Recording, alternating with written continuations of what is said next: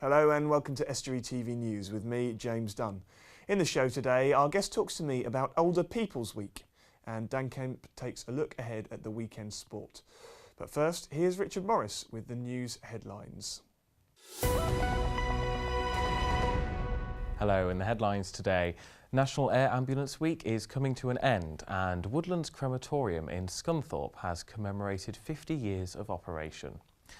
National Air Ambulance Week comes to an end today.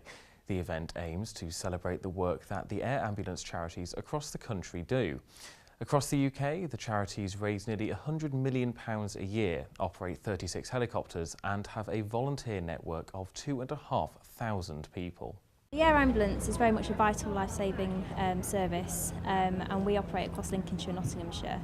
Roughly we do 3 to 4 missions a day and about 1,000 over the year. So we're going out, we're going to save lives and it's a really important part of our health service.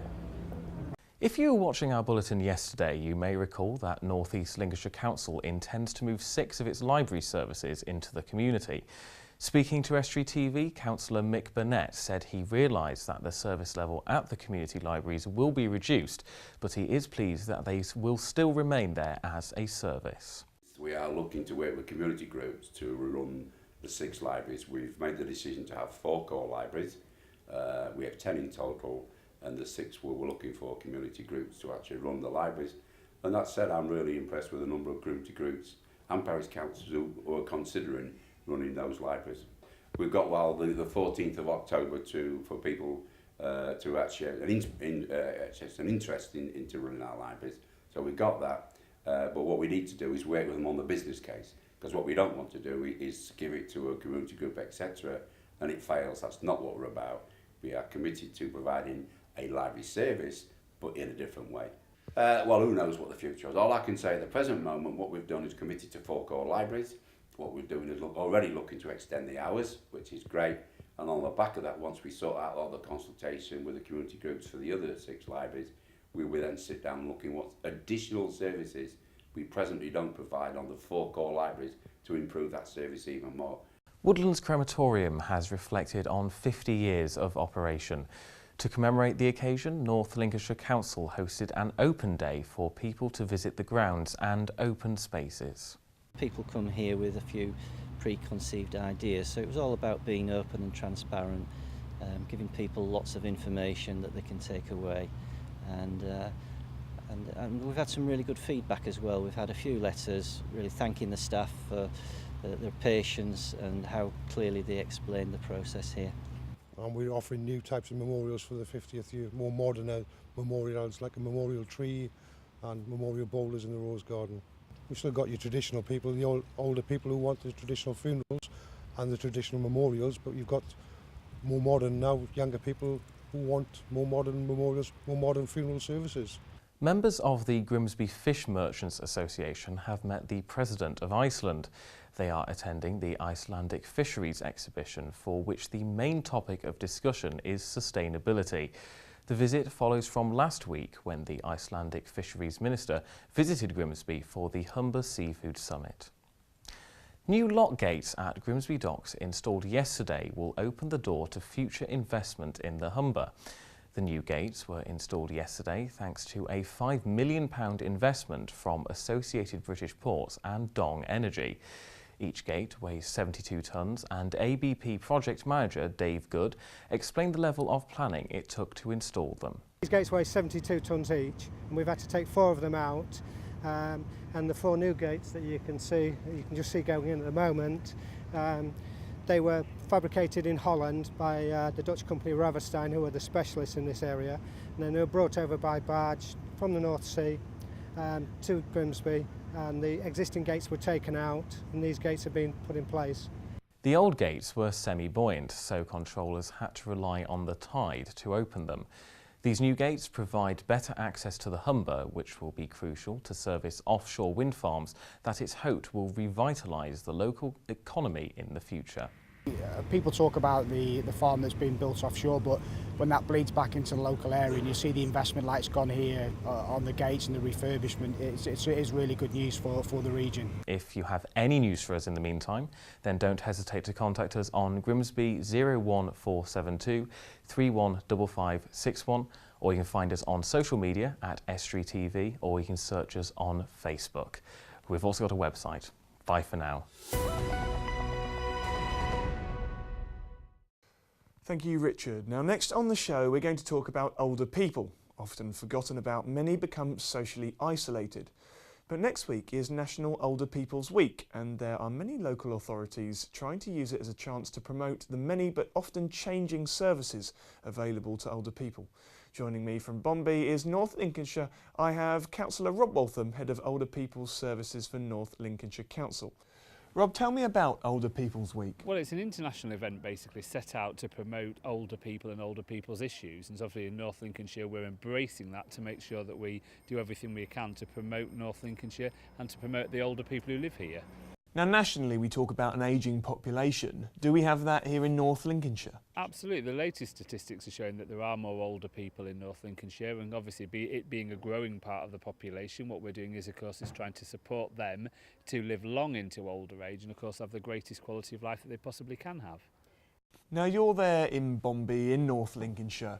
What sort of challenges do older people face in villages like that are more rural, but also in wider North Lincolnshire? Well, I think it varies from person to person. This is the whole nature of what sort of support people may need as they get older. It's very person-centric. It's not about, oh, well, everyone's old and so therefore they're one size fits all. So it's very, as a person-focused, and what we tend to do is, of course, is try to design services around the support that people need in their older age. Many people in older age don't need any support. They will live a long and healthy life in the home that they've always lived in, and they'll never go through hospital services or any sort of acute services, and they'll never need anything other than the quality of life that they get from being with their friends and family. And the type of people who you've identified do need help, what sort of help might they need? Well, we're in exciting times actually in North Lincolnshire because we're just redesigning our service. We're halfway through and building new what we call well-being centres, and so they're very much around is how do we keep older people, you know, well in their community rather than and prevent them, of course, from needing the hospital services and the intensive care services that nobody ever wants. So if you were to commonly ask someone, would you like to live in a care home, they'd always say no. They want to live in their own home, and they want to live in their own home for as long as they can with their family and their friends to support them. Now, it's interesting, Rob, that you talk about integrating services there, and to many people it's jargon. Now, often the accusation is that by integrating services, all you're really doing is trying to save money. Is that the case?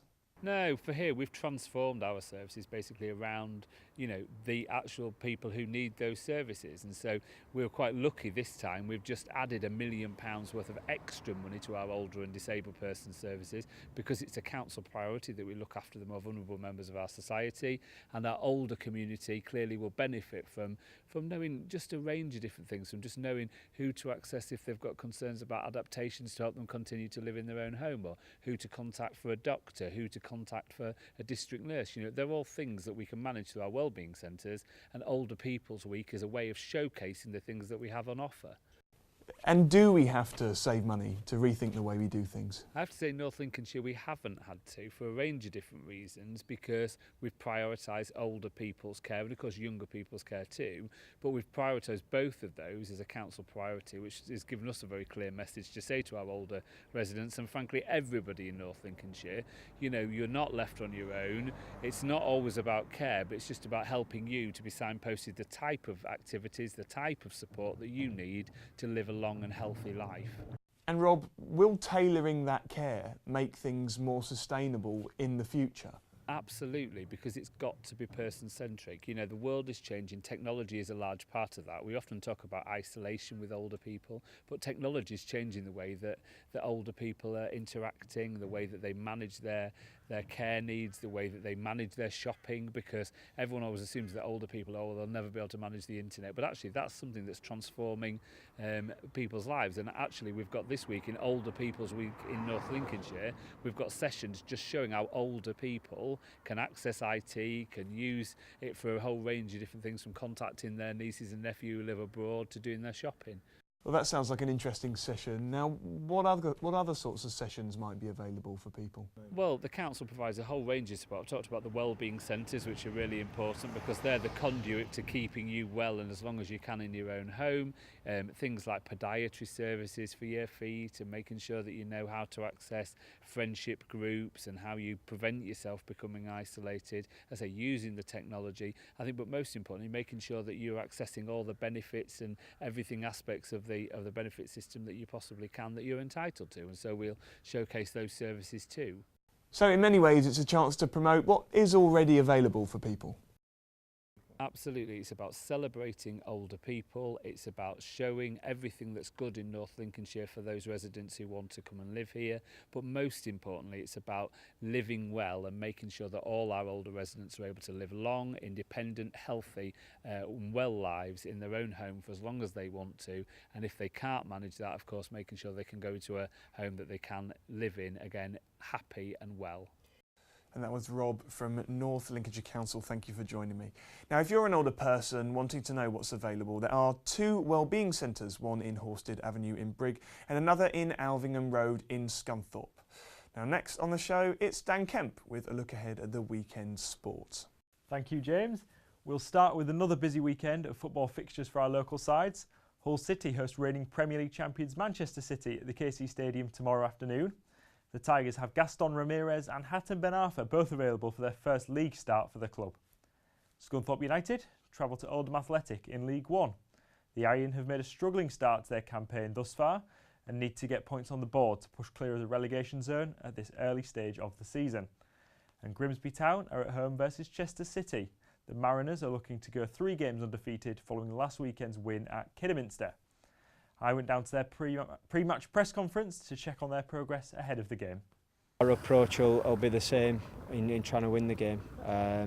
You know, the fact that they perhaps haven't picked up points away from home or not very easily, it doesn't worry me too much or come into my thinking about how we'll approach it. I think the one that's sort of getting the headlines and maybe people talking about mainly is Rooney now, whether that's because of his famous brother, but in fairness to him, he looks like he has got quality, hit the post with a good free kick against Wrexham and got on the ball and wants to be busy. You know, he's got a side to him as well, which I personally like in players, so he could be quite dangerous. Of course, there is one more game going on this weekend. Cleethorpes Town host North Ferriby United in a South Bank-North Bank local derby in the second qualifying round of this year's FA Cup. We heard from Owls chairman Dave Patterson in Tuesday's Sports Bulletin, so today is the turn of Villagers chairman Les Hare. I guess in all games of football there is always more pressure. We've been many years involved in the competition on the other side of the coin, so we'll know exactly where Cleethorpes are at the moment looking at it. Yes, I suppose obviously people look at it as being a potential banana skin. There's all sorts of different phrases. From our point of view, it's a competitive game of football. We did also have one game played in midweek. Hull City lost by 3-2 against West Bromwich Albion in the 3rd round of the Capital One Cup at the Hawthorns. From 2-1 up with 2 minutes to go of normal time, thanks to Tom Ince and Robbie Brady strikes, the Tigers then conceded twice to lose the tie.